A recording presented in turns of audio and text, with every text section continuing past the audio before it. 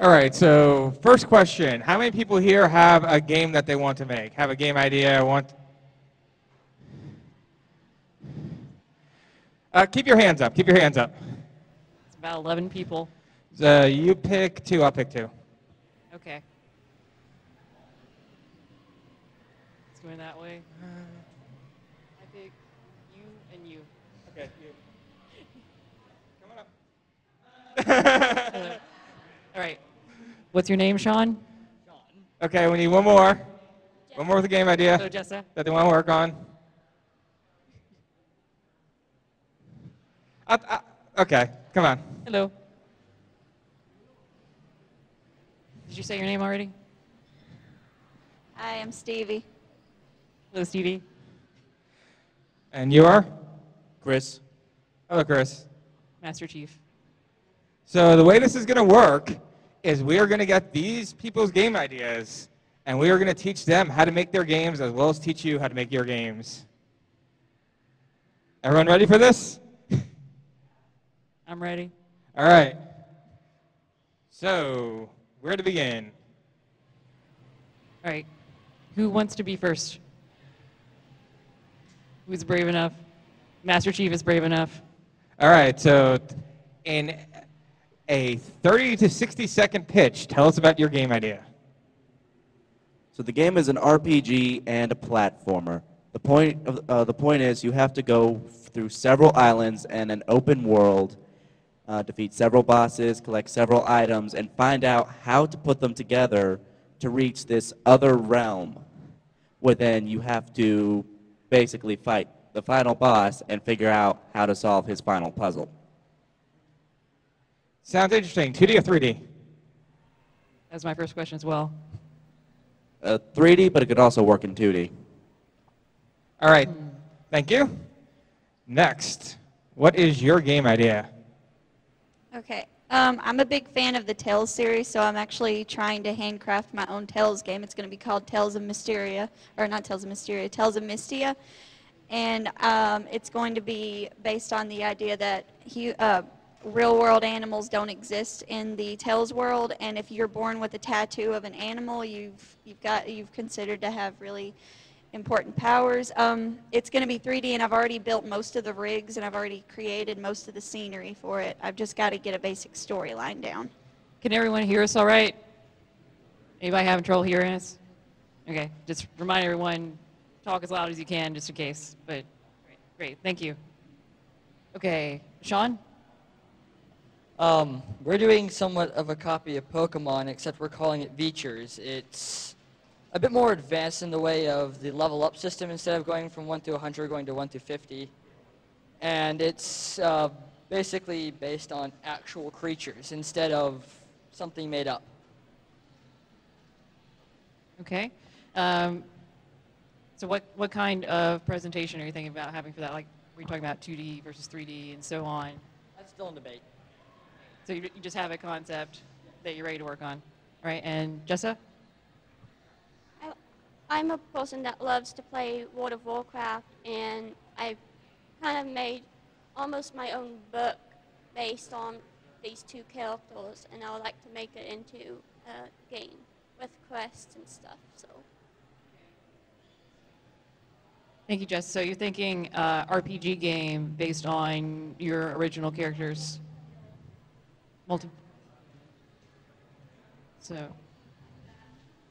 Okay, interesting idea. All right, so we have game ideas. Now, the first step is going to be what to make it in. Now, first thing you need to do is to write down the aspects that you want in your game, which these people apparently already have some of those ideas. Stuff like 2D and 3D is very important to know what kind of engine and framework and stuff, other tools you want to do it in. You can do everything from RPG Maker, which is very simple from just making a 2D old school SNES RPG, to Unity, to something like the Unreal Engine. The choices are very vast, and you really want to know what you're going to work with and plan that early on, because you don't want to be changing your engine or anything like that later on in the middle of game development. Yeah, so once you start making your plan, you need to think about what kind of core mechanics that you want for it. What kind of experience do you want people to have playing the game? Because It's good to start with a story, especially if you're doing something like an RPG, but you want to think about the technical aspects of what is the best way to present that story, what is the actual interaction that players are going to have. So some choices that you have, everything comes down to either a library, a framework, or an engine. Now, Unity is an engine. It does a lot of the work for you, and you simply just code stuff based around Unity's APIs. Unreal, Source, things like that are all engines. After that, we have frameworks, which handle a lot of low-level stuff for you, but they still keep things very open. Stuff like STL, OpenTK, these are frameworks that are out there. So you still need to have a heavy programming knowledge to actually work with a framework, but it will do a lot of the really tedious stuff like working with multi-platforms, like so you can put on different operating systems, different like Nintendo or Windows, stuff like that. It'll do a lot of that stuff for you, so that way you don't have to handle that stuff. It also can have helpful functions like, drawing a box can be 1 line instead of 6. Then below that, we have the lowest level, which is just pure libraries. That's stuff like DirectX, OpenAL, OpenGL. Now these are just very core, very basic C, typically C libraries that you'll get the most amount of power, but you'll need to do every little thing yourself. So really depending on your programming knowledge and how much power you want. Like if you're doing something that an engine already does for you, just use the engine unless you really want to try to learn or reinvent it. There's nothing wrong with reinventing the wheel in programming. You can always come out with a better wheel. Or you come out with a worse one. It's always a gamble. Yeah. So for people that are studying game development, like if someone went to a school for that, a common exercise I have people do is actually make their own engine. So this is not a bad thing to do for understanding how it works. Like try, depending on what programming language you are into, just try programming your own basic game engine. There are lots of resources out there for that, just books, tutorials online. So I want to ask, how many people have tried playing around with sort of a plug-and-play kind of game framework like Unity, 3D, Construct2? You all tried that? That's a good place to start to kind of get familiar with what goes into making a game. However, you find that these frameworks can be pretty limited, like Unity 3D, for example, very streamlined. You get in there, you make something, but once you want to if you try to refine what you're making, that's where you run into roadblocks that you have to get into learning all the little syntax to do stuff, and that it may not be as easy as it looks like when you first get started just doing the tutorial or whatever. It's like, hey, I can make a sphere and make it roll around, but then you're like, how do I make this actually look like what I want it to look like? That's where it gets more difficult, where you might find you want to learn programming and try scripting your own stuff.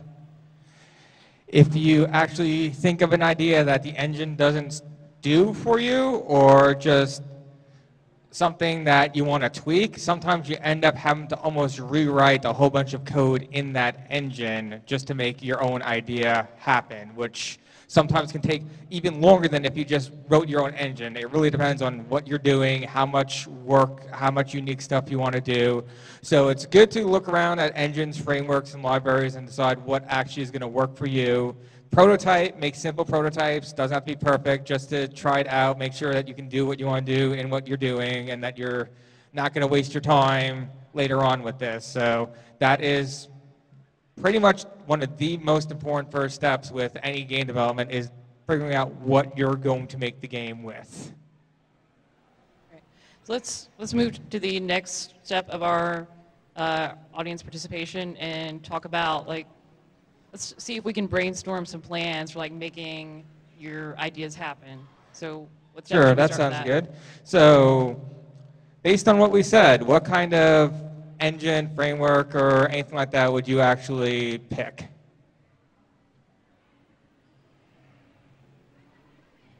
I really don't. Yeah. Downloading several, my computer can't handle any. And computer can't handle any, so you need something. You'd probably want something very low level then, just so that way you can actually work on your game. So something like working just pure OpenGL and C, that anything can run that, just about anything. But yeah, so your computer should be completely fine with something like that, and it'll be tedious. It'll probably take more work than something else, but you'll be able to actually work on and build up and get your game out there with using something like that. And OpenGL is actually very friendly. There's a lot of good documentation for it. So that's something to actually look into, just going with the low-level libraries and not working with an actual engine. So something that I find people commonly ask is, how do I pick a programming language? Like it's like there's so many out there. If you look into game programming, it's like just about any language, from really sort of obscure functional languages like Lisp and Haskell to C to more modern high-end or high-level ones like Python. People are making games in all of this, and for all different platforms: Windows, Linux, Android, iPhone, etc. So how would you recommend someone go about choosing what to start with? Really, it depends. Any programming language can be used to make a game. Any. No matter how crazy it sounds, no matter how obscure the language is, there are ways out there to make any programming language make a game. So really just come and find something that you like, that you enjoy using, that you're comfortable with. There are ones that are completely unmanaged where you have to do every little thing for it, or else you're going to have memory leaks and everything's going to crash and have all sorts of issues. And then there's ones that hold your hand and do all sorts of stuff for you and make everything nice. They may run a little slower because they do all this, but depending on your game, that may not even matter. So really, it's more just find something that you enjoy working in and just start working in it, because you can always take those skills to another programming language. Programming does not change from language to language. The core concepts of logic are always going to be there. Another route that people commonly go down getting started in game development is actually modding another game. Has anyone done that? Yeah. So name some games that you did any mods for. Oh yeah, Gary's a mod. That's a great one. I've seen people do some super creative stuff, just like making their own mini games, I guess you'd call it, in that. Minecraft is another common one. Oh yeah, Elder Scrolls. Doom? Doom, yeah. That's, I guess, years ago, that was a common one for people to mod. Like today, so there are free sources. What's that? Yeah. Right. There, I found that it's fun. You can get free resources for modding Valve games like Counter-Strike Go. Like I've tried making maps in that, and that's fun. So, yeah, modding is a very good way of just getting out there and just getting the concepts, getting just ideas out there. Don't even worry if it's, so the older the game, sometimes the better, because then you have less to work with, which also means you are more constrained, so that way you don't focus. It's very easy to sit there and do a lot of work on something and just keep nitpicking and changing and tweaking. So something that's older actually would limit you on how much you can tweak and change, which means you actually might get your game out there quicker because you have less stuff to tweak and change. So, for example, graphics.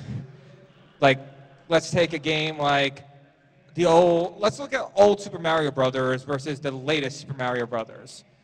If you were going to mod one of those games and make your own game out of it, you're probably tempted, oh, I want to use the new one, but really to just get started, if you use the old one, you have much less to work with and it's less overwhelming. You don't have to make all these complex graphics. You can just make a simple sprite. You don't have to do all this complex physics and level designs and all sorts of stuff like that. It's very simple, and it's a good place to get started. And then you start slowly working your way up into something more complex. So that's a good thing to think about if you want to mod a game, or even if you want to make your own game, start simple, start basic. Don't sit there for a year just trying to make this dragon look awesome for your game when you could have just went with a simple pixelated look and had a dragon done in a week. Yeah, I see that people have different styles, or I guess different methods for going about this. That some people do want to spend a lot of time trying to make this masterpiece, where some people are like, I'm going to try to prototype a game once a month or once a week or whatever, and just like crank stuff out in order to get that experience, and then see, it's like throwing things at the wall and see if anything sticks as far as whether players are interested in these games. And then if something gets popular, then they keep developing on it. So you can decide what kind of method works for you. Right, and a lot of those people that actually make small little games and throw them out there are usually the more successful ones than the ones that actually sit there and spend many years working on this one game, which is actually what we're doing. Yes, well, a little bit about us. We decided to do our own engine in C++, and then since then have been just working on that. Yeah. Finally got the engine polished after about 2 to 3 years of development, and now we're like picking out content for our game. Yeah, and that's another thing to consider if you're going to be going with your own engine.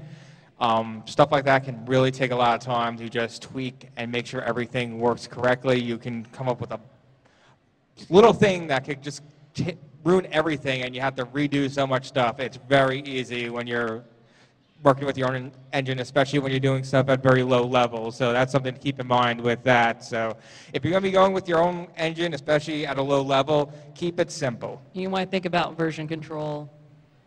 That's something that is good to investigate, especially if you're going to be working with a team. Yes. Yes. We use Mercurial. I'm not sure which one to recommend because it's a very personal preference thing. You use a Bitbucket service will allow people to use Git or Mercurial, so for free, for unless free. You want a private repo, but even then they'll give you like 5 free private repos.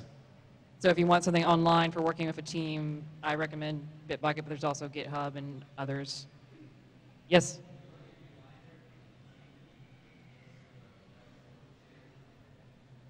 So the game, we're doing the programming for the game in C#, and the UI comes from that. I'm not sure how to get that, answer that more specifically. The end is C. The end is actually, I guess, C and C++. Yes, because so we have C, C++ libraries that C++ CLI trickled the information down into, and then C# trickles information down to C++ CLI. So it's 3 programming languages all trickling down information into just an OpenGL C framework in the end. It's not necessary to get that complex when you're starting out. No, it's just not. if you want to exercise in making an engine. Yeah. So I want to get back to our participants. Yeah. I know you, Sean, you mentioned you're working with a team. Has anyone else started on that path? You have an idea. An important thing, and the reason a lot of people end up working with teams is that they need assets. They need artwork, sound. Some people are just programmers and they don't have a story, and so they also want to work with someone who is an experienced story writer for that, for example. So I find that's one of the more challenging aspects, is trying to find people that will team up with you when you're getting started for doing that kind of thing. So for someone that doesn't have that, you can try to do things yourself. You can look into procedural generation, for example, which is, I suppose that's the route we went as far as, but that was for the style of our game was minimal, so. Yeah. But yeah, procedural generation is actually really handy if you're only one person, because then you can program the game to make itself in a way, which is really good for getting, you don't have to spend time making levels. The game will just make its own levels for you. In a way, it could also be more work. It really depends on how complex of algorithms you want. But that's definitely a route that you should look into, especially if you're going solo. And hey, if you go out there, you make this awesome little game. I mean, it could be the most simplest thing ever. Look at something like Flappy Bird, and you can make money from that, and then you can go up and hire a team and get the game you want out there done. So don't always focus on this one grand game that you want to make. You can always make other things, other ideas you have, and then go back and working on that game with the resources you learned later on. You can't draw all the artwork for Skyrim yourself. You can't make all the models. So people need to keep that in mind. Some people do get bogged down with thinking that they're going to make a masterpiece right off the bat, like that. So, you look nervous. Based on what we've talked about so far, what are you thinking for your game? Well, I know for the scripting, I'm going to be using Mel scripting because that's the only one I've really worked with in Maya. But everything else, I'm just drawing a blank. I'm trying to compile all the concept art and that sort of thing first, but I've got some animators. So. Okay, so you're working with Maya. So just for people that don't know, that is for doing 3D modeling, correct? That Blender is a free alternative to that a lot of people use. It's recommended for use with Unity 3D. So I find a lot of people get started using Blender. Have you tried Blender or? Yeah. Okay. I was wondering if you could offer a comparison. Because I haven't tried Maya.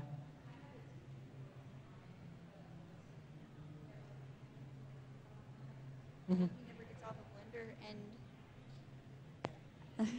I have a teacher who works with Blender constantly, and he loves it. And you can do pretty much anything in Blender that you can do in any $1,000 program. So. That's good to know. There's pretty much only 3 when it comes to doing 3D models. There's Blender, there's mine, there's 3D Studio Max. Okay, but like those are the 3 big ones that pretty much everyone knows, and there are little ones, there are others. Yes? What's that? Oh, Zebra.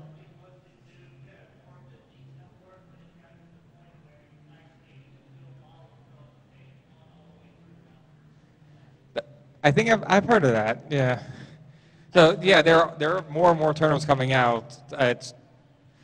Most studios out there are either going to be using one of those big 3 ones out there, but there are others. There are free ones. So don't just assume that you need to use one of those 3. But if you're looking for something to get started, they're probably a good place to go looking because they also probably have a lot of documentation, a lot of helpful stuff out there because they're old. There's a legacy of them. There's a lot of people out there to help.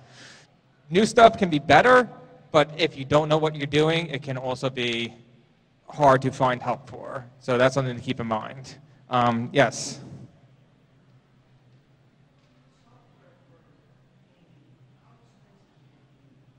Software for gaming, like making games? You can do it. Could you restate the question? For making games, all the different kinds of software that you can use, like engines, modelers, all that old stuff, like how much money can that end up costing?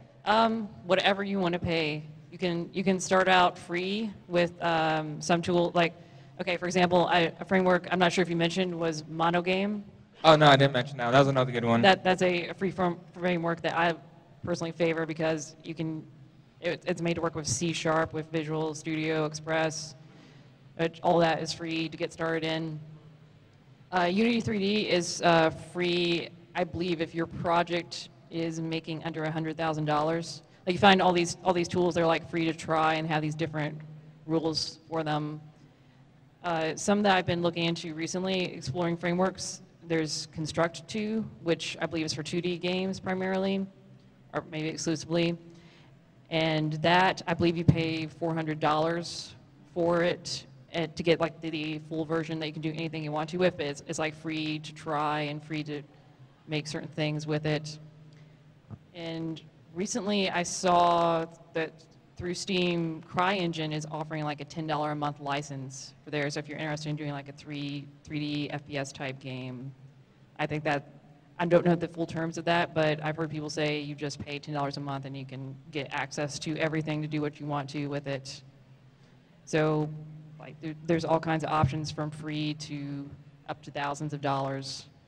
Yeah, and Visual Studio, some people love it, some people hate it. It's something that's out there. There's a free version, there's a very expensive $1,000 paid version. It really depends on what you want to do. There's Eclipse and stuff like that for people who don't want to use that. I mean, there's so many options. Audio, there's a great free audio program called Audacity if you want to work on actual doing audio. For stuff like graphics, you can go with Photoshop. You can, spend a lot of money on that. You can go with the free route, like something like GIMP. Inkscape's another good free one. 3D modeling, we already talked about. There's Maya, 3D Studio Max. There's Blender, which is free and also really good.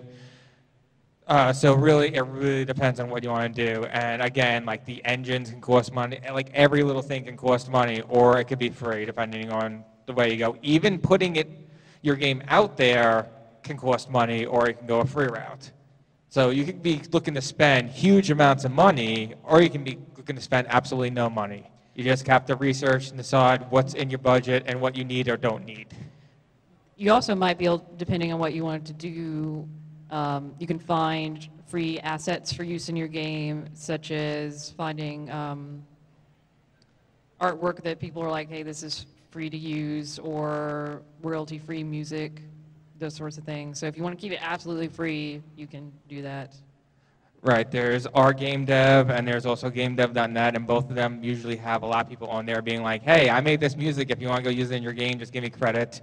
Same with art, some people are even like, hey, I don't care if you give me credit, I just want this stuff to get out there. So just look around, check out those places for resources. It can actually save your time too. Like, you might not even need to do art for your game. You can find all the pixel art you can want on the internet for free with, hey, just give me credit and I'll make whatever art you want. Yeah, I definitely give people credit. I don't recommend not doing that.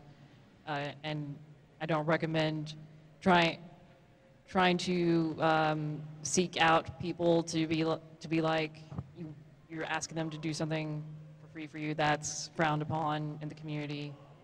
So don't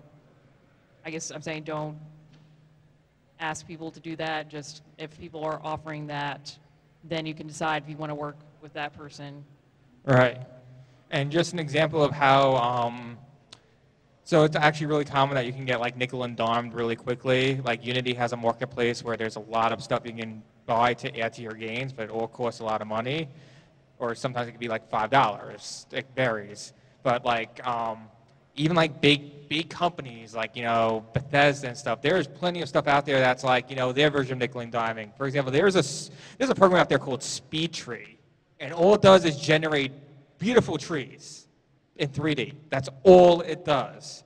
And all these big game studios use it because it's just easy. Hey, pop a tree, pop a tree, pop a tree, there we go. We got our forest. But that's actually an expensive program. And like, I would not suggest anyone here go out and get SpeedTree, but I'm just saying, like, there is stuff out there for doing every little thing that you can think of, and some of it can cost a lot of money, some of it can be free. So shop around, look, see what big name studios are using if you're interested in doing stuff like that. But remember, that's probably going to cost a lot of money. So the free route, the indie routes are great because a lot of them are like, hey, I don't have any money, so I made a game with all this free stuff. Here's how you can do it too. So I want to ask our participants a couple more questions. You've mentioned that you've thought about like you're both inspired by particular games. You thought about what you want your game to be about. Have you thought of like a mechanic or a certain experience that you want the player to have? Like what kind of interactive thing is important to you in your game? I would like to feel that the people who are playing actually have a relationship with, well, I say feature or virtual creature. So, personal relationship, like, as in it being a pet? I'm thinking. I'm actually thinking of, you ever play the Sonic Adventure games where they have the Chow that you can, and the Chow Garden, you can take care of that? Yeah. So what about you? I don't know. I guess my book's also based about some movies that I really love, like Aragon, Avatar with the Blue People, and Lord of the Rings even. So, and one video game Mario Kart. So, I mean Mario, and it's the whole thing is trying to kill to beat to there's this legend in the book, and I can go on and on talking about my book, but it's basically them killing the Borg in Lord of the Rings mixed with the Cataclysm dragon from World of Warcraft mixed together, and they have to defeat this beast, and then they have to defeat the evil king. So that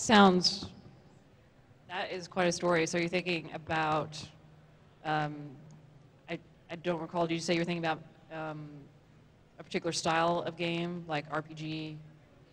Mm.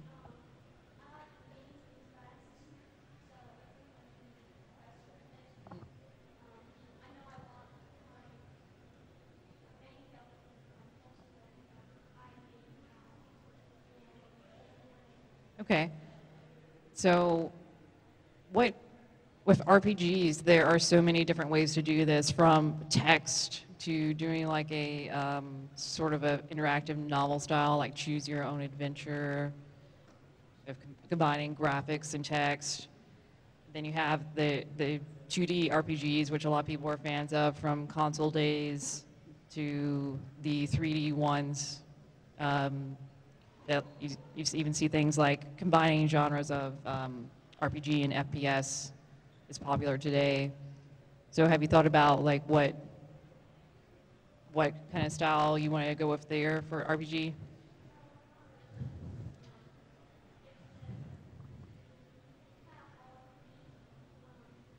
Yeah, that's a good thing to think about when deciding to do an RPG.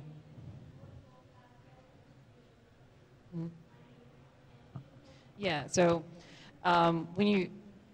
having a game that inspires you is really good. That's how most people start out with, and you have to think about what do I want to do that's innovative from different games, or how do I want to remix things from other games, like to find something that like hooks someone and brings them in for doing a game.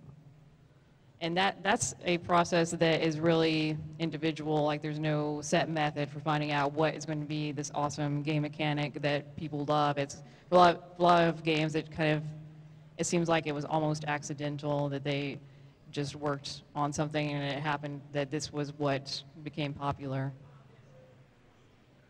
So what else would you like to ask our participants?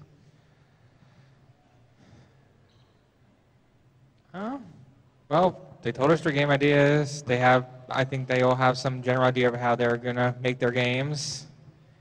Have any of you thought about how you're going to market your games?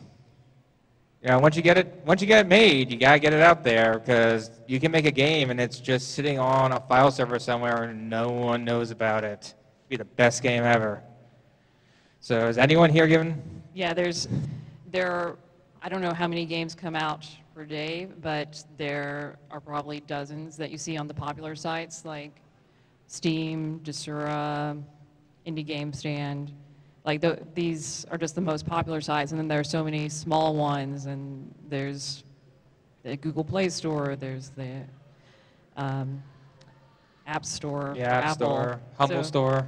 Yes, Humble Store. So, I mean, there are just so many, such a diverse marketplace out there. So how do you get your game seen in this kind of environment? And the reason that I'm bringing up marketing is because a good rule of thumb with making a video game, for the amount of time you spend making the game, you have to spend marketing your game. It matters that much. Don't wait to the end when you're like, oh, this game is awesome, this is the best game ever, and be like, okay, I'm going to go mail it off to IGN and they probably get 100 emails a day saying, I have the best game ever. So you really need to get out there early, you need to start marketing, keep a blog, start posting videos, anything that you want, especially because it's like, if you start doing that early and someone else has the same idea as you, then you can be like, hey, look, I also had that idea. So that way no one's like, oh, you stole this person's idea. It's another good way of, reason to keep notes and blogs and stuff like that is that way you don't get a backlash from the gaming community for things like that. So I think you had your hand up that you have some marketing ideas that you... We already have a website up, and we're planning on just posting it there and advertising it through famous things like Steam or something like that, and that would make it a lot easier for us. Are you going to be going through Greenlight? Yeah. Good luck. Yeah, Greenlight is very, very difficult because that's one of those places where they get hundreds of games a day, possibly. It is a lot. And it's difficult to get visibility on there, so you can't just put a game up on Greenlight. You have to think about, how am I going to organize a campaign to get people to vote for it, because that you actually do kind of need to do that, almost like a political campaign. You have to get out there and get voters.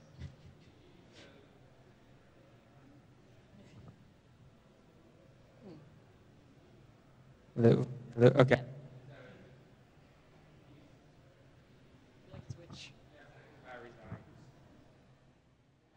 Okay, so you said you have a team of people working on your game? Do you have a marketing person?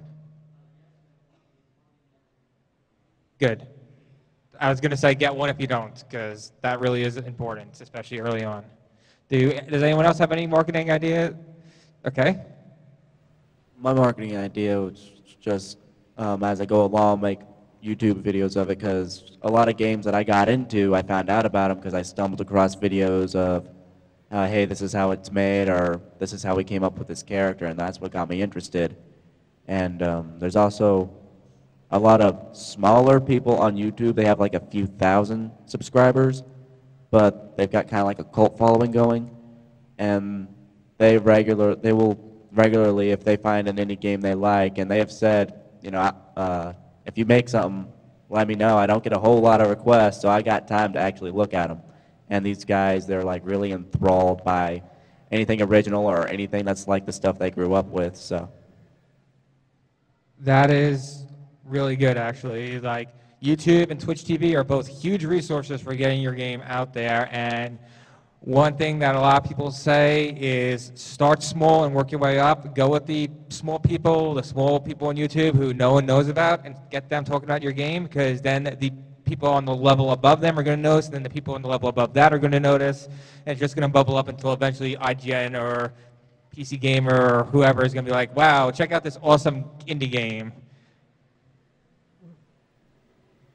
One thing I do want to mention about marketing your game, although it is good to start early and put content out there often, you want to be very careful that you don't give people the impression that your concept is your finished game, because you may end up changing things, you may end up improving stuff a lot, but some people are going to take a look at it and be like, oh, this sucks because this demo that you have doesn't work on my computer. I'm going to tell everybody that this is awful. So that kind of thing ends up happening, that you have to be very selective, very careful with what you put out there to give a good impression, because you're still working on it, and so it's not going to reflect the final product, and you want to, I guess, guard that image to try to make sure the press does have a good impression of your final product.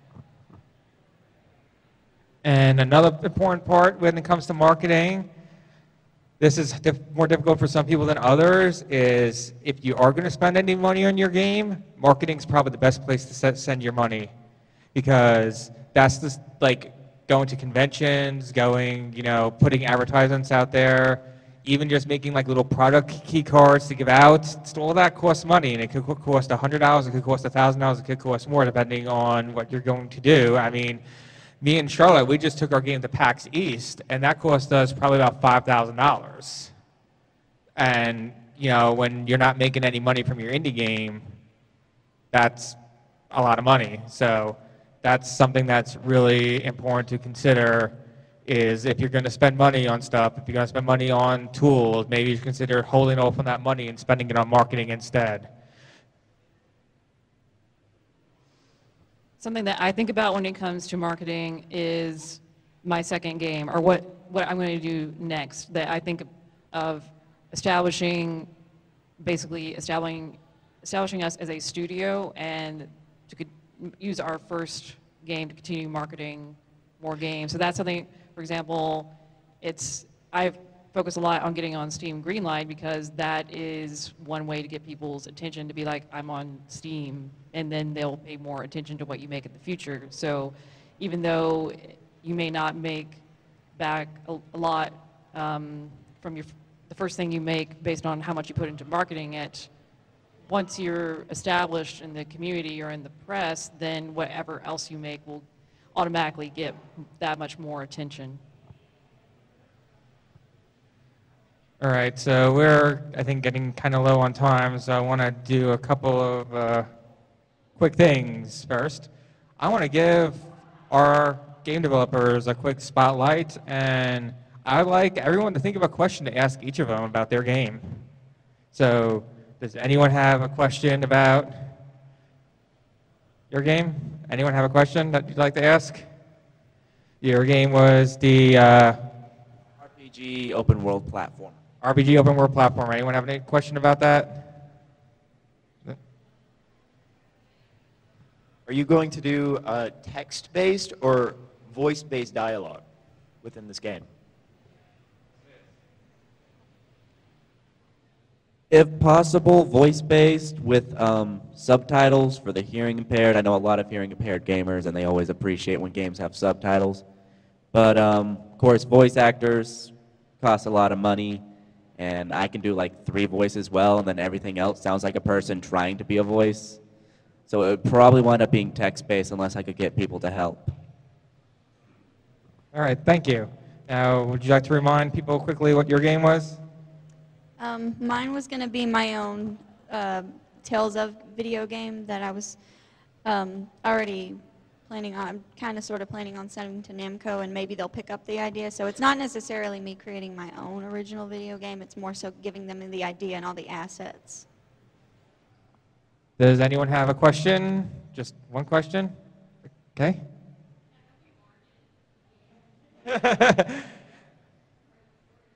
Okay. There we go. Okay, quick refresh of what your game was. It's pretty much a copy of Pokemon, just better.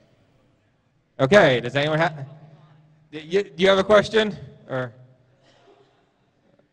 does anyone have a question? Okay, you have a question. If your game model is pretty much Pokemon, I'm just going to say Nintendo is very powerful, and they might try to sue you over that. Just be aware of that.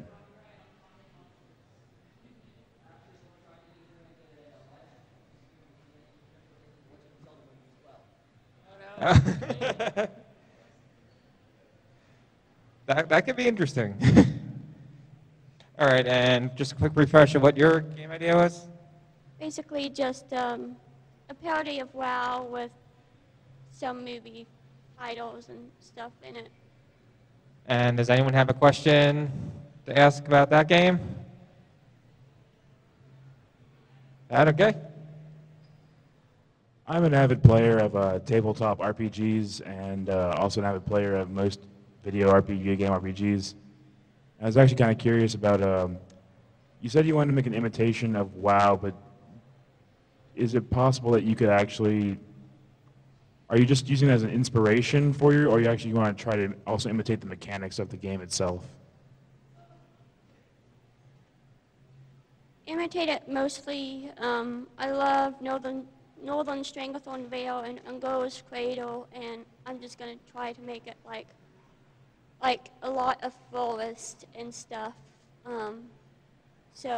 But some of the trees knocked over by the beast, because it's a fire beast, so. Thank you, Jessa.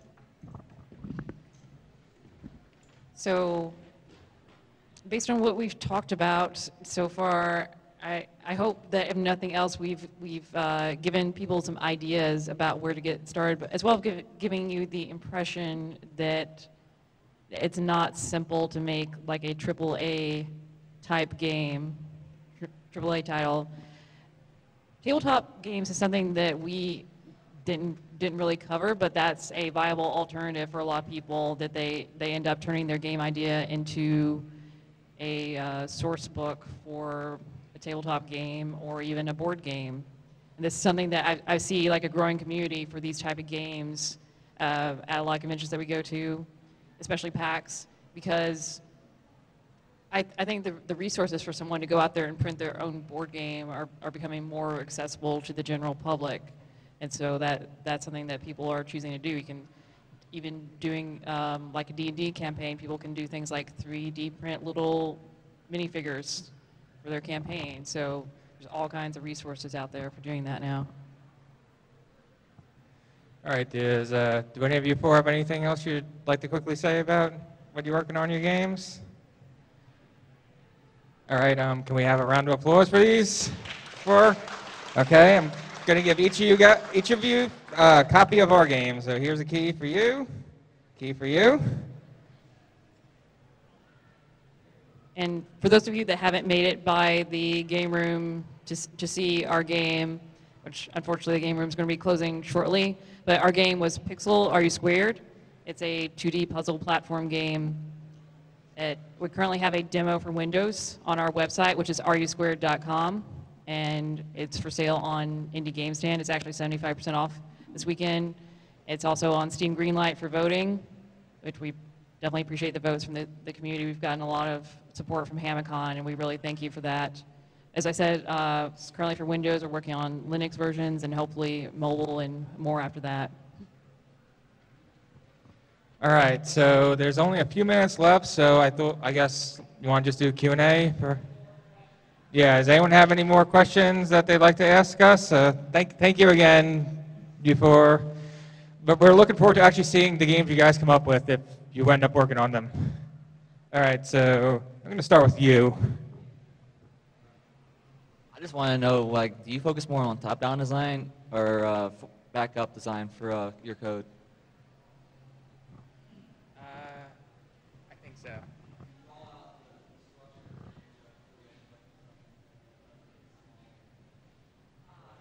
Yeah.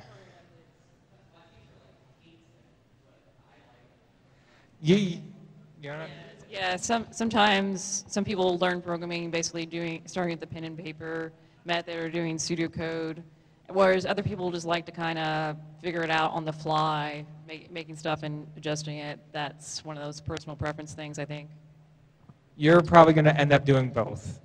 Like when you're making a game, you're going to end up doing both, and you're going to come up with like, oh, this is the most beautiful framework ever. You're going to make it, and you're going to be like, wait, this can't do this one little thing I want to do. Then you're going to shoehorn something in. Then you're going to do it again and again and again, and next thing you know, your framework's not going to be that nice anymore. Then you end up refactoring it. Yes, you end up refactoring it, and that takes time. And something that you hear a lot is don't refactor your code, just work with what it is, because you want to get your game out there, and if you keep refactoring it, that's going to just keep adding more and more time to development. So it really comes down to what you want to do and how much that matters to you. Sometimes it's worth it, sometimes it's not.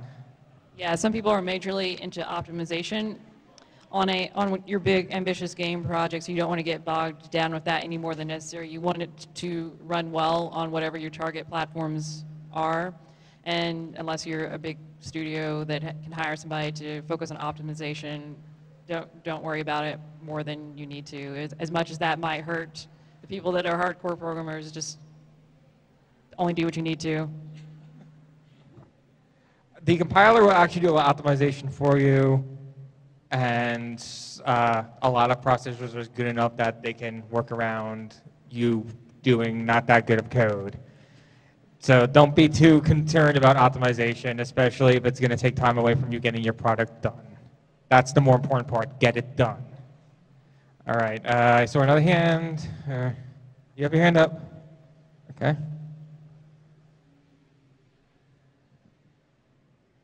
How much concept art should your artist be completing, and in what kind of time frame, do you think? That really depends. I don't think there's a set rule for that one. That is really difficult to answer. It depends on the project. time frames, I don't know.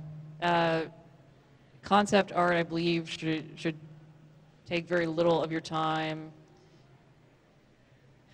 After that, I have no idea.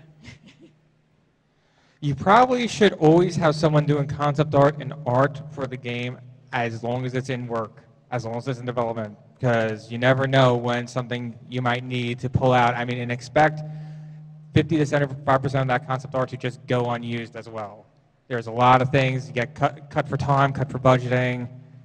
You might have good ideas, you might just keep your artists busy, keep your artists doing stuff, and that'll give you everyone a bigger pool to pull from in the long run.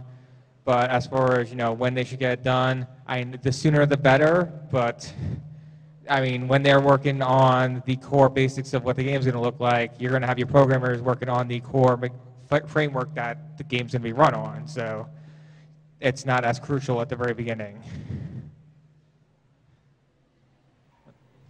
Yeah.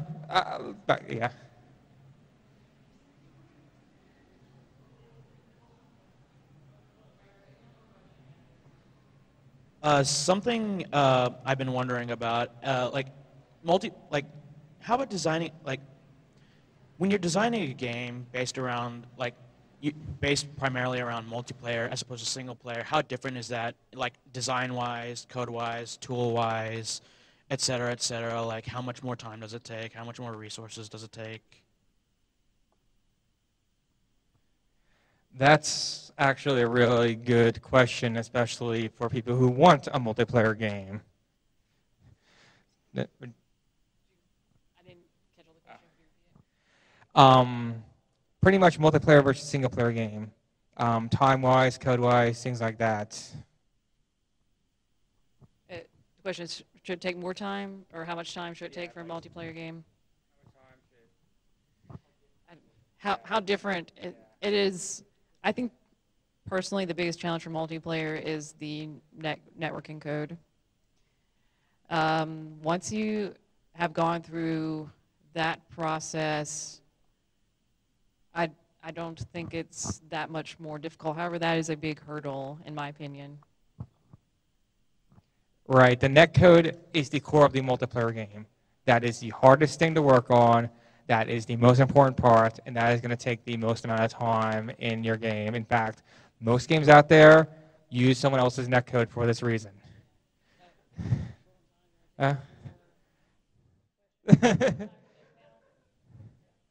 Okay, yeah, we'll finish up then. We'll be headed back to the game room if people want to hang out and ask more questions. So, yeah, unfortunately I have to cut it off there. Thank you very much to everyone who came. Thanks for, thanks. Now I'll hand it over to our next panelist.